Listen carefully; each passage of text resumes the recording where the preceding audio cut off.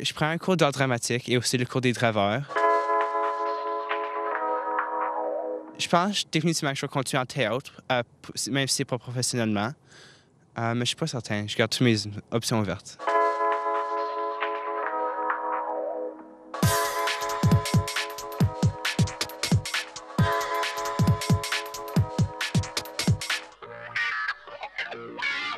Dans toutes nos écoles, évidemment, le curriculum en éducation artistique. Alors ça, au prime abord, je pense que ça, c'est essentiel parce que c'est offert à l'échelle du conseil. Maintenant, plus particulièrement à Sudbury, la majeure haute spécialisation en art et culture à l'école secondaire Mick dans notre quartier. C'est vraiment un programme où on offre aux élèves 8, 9, une dizaine de cours vraiment très spécialisés dans le domaine artistique. Les draveurs, ça doit avoir, mon Dieu, c'est le début des années 70. Donc, c'est une grande, longue tradition. Puis maintenant, c'est presque officialisé, par exemple, dans ce conseil scolaire-là, parce qu'il y a une majeure haute spécialisation au secondaire en art et culture.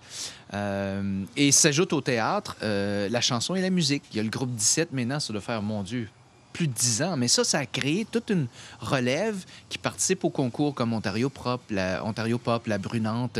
Donc, c'est effervescent dans un sens, mais avec encore plus d'encadrement puis de moyens. Moi, je crois qu'à Sudbury, dans le nord de l'Ontario aussi, il y a une grande source d'aide pour les jeunes groupes et les jeunes artistes francophones. Il y a plusieurs associations comme la PCM et puis plusieurs organismes, plusieurs festivals qui nous permettent de sortir de notre sous-sol et puis de faire notre musique devant un public. Si tu as un projet et tu veux faire quelque chose, c'est vraiment facile de trouver le soutien des autres. Ça veut pas dire que tu vas faire une carrière en musique, mais ça veut juste dire que tu développes ce côté-là de goûter un peu à ce que c'est la création puis de faire de la scène. Puis ça, c'était pas aussi structuré à l'époque. Donc là, c'est devenu une grande tradition. Puis les jeunes sont conscients de cette tradition-là. Ça change un petit peu les ambitions, en quelque sorte. J'ai fait beaucoup de travail avec le groupe 17 puis draveur. J'étais guitariste puis technique dans les draveurs, comme son puis musique. Il y avait tellement de profs avec tellement de qualité d'enseignement dans les domaines de musique puis les arts que j'aime vraiment ça. Je veux pas continuer parce que j'aime tellement de choses que c'est plus un passe-temps pour moi, puis j'aime le garder passe-temps, puis là, c'est moins du travail, c'est plus du fun. Puis une job dans ce domaine, c'est plus difficile. J'aime Sudbury, c'est ma ville, genre, comme je suis élevé ici, puis c'est tout ce que je veux. On ne se dirige pas exclusivement vers une carrière artistique. Qui a été draveur ou qui a été membre du groupe 17. Ça peut être le domaine des communications, ça peut être le domaine de l'enseignement, ça peut être le domaine du journalisme. Alors vraiment, je pense que c'est un domaine d'études qui ouvre beaucoup de portes à ces jeunes-là. On sait très bien que c'est assez difficile de vivre de son art si on est strictement comédien à Sudbury. Il faut vraiment faire toutes sortes de choses. Les Steph Paquette ou les Myriam Cusson le démontrent. C'est des touche-à-tout qui ont développé toutes sortes de talents.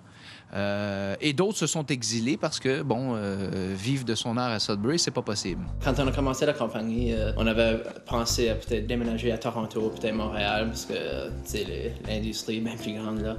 Mais quand on a commencé à bureau, on a été approché par plusieurs organismes francophones. Ça fait presque 3 ans maintenant. Puis jusqu'à date, ça va très bien. On continue à grandir comme une compagnie. La jeunesse montante, je pense pas qu'elle est en train de dire, dans quelle langue je vais le mieux exprimer mon identité. Je pense pas qu'il y ait une analyse ou un parti pris dans ce sens-là. Je le sens pas du tout comme ça. Il y a plus des coups de gueule ou des coups de griffe par rapport à des choses qui sont un peu trop contraignantes. Je pense qu'on a définitivement notre propre style, mais il y a tellement de musique qui existe qu'on emprunte de plusieurs artistes du Québec ou du milieu anglophone ou de n'importe où. Donc, on essaye de trouver notre propre style, mais c'est très dur à faire. Parfois, j'écris des chansons en anglais, mais j'ai pas rendu ça public encore. On peint, on dessine, on chante, on écrit, on rédige des textes originaux.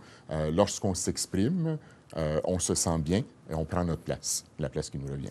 Ma famille a toujours été très intéressée dans les arts. Ma mère est artiste, ma grand-mère et tout, mais c'est vraiment l'école McDonald-Cartier qui m'a donné les opportunités d'être artiste. Puis avec les enseignants qui vraiment nous aidaient. Ça, c'est vraiment l'école secondaire qui m'a donné le goût de continuer. Oui, je pense que Sudbury a beaucoup d'opportunités pour être artiste. Puis je pense qu'on a, ça dans la communauté francophone, on s'aide entre nous autres. Puis ça serait vraiment beau de rester chez moi. Ça les encourage à rester dans leur communauté. Ils se rendent compte qu'on peut faire carrière. C'est sûr qu'on va peut-être aller travailler à Toronto, on va aller travailler à Montréal, comme le font beaucoup d'artistes. Mais ton pied-à-terre peut quand même être à Sudbury. Dans le Nord, il y a tellement d'espace, tellement de connexions, tellement d'authenticité, tellement de capacité de se rejoindre, de se communiquer, d'être. Tout est plus accessible et on est entouré par la nature qui définit les êtres humains. Fait que J'avais une enseignante qui était très forte dans les arts, puis elle m'a inspirée de continuer justement en théâtre. La mise en scène, ça m'intéresse beaucoup, puis je pense que j'aimerais continuer plus tard dans le futur, même pendant l'été. J'étais très fière parce que j'avais aucune idée comment diriger, comment faire de la mise en scène, puis j'en ai appris beaucoup, puis je me dis ça va continuer dans ma carrière, puis dans ce que je fais plus tard. Je songe d'aller peut-être à Ottawa ou Montréal, ou juste d'aller un peu partout, puis voir. Finalement, à cause du momentum, à cause de l'historique et à cause de l'accès maintenant, on est en train de vraiment être le présent, puis une grande identité qui résonne avec les autres communautés. Alors, c'est notre temps. On jase avec ces jeunes-là lorsqu'on leur parle et on voit, je dirais, le petit scintillement dans leurs yeux. Je pense que ça répond très, très, très bien à la question.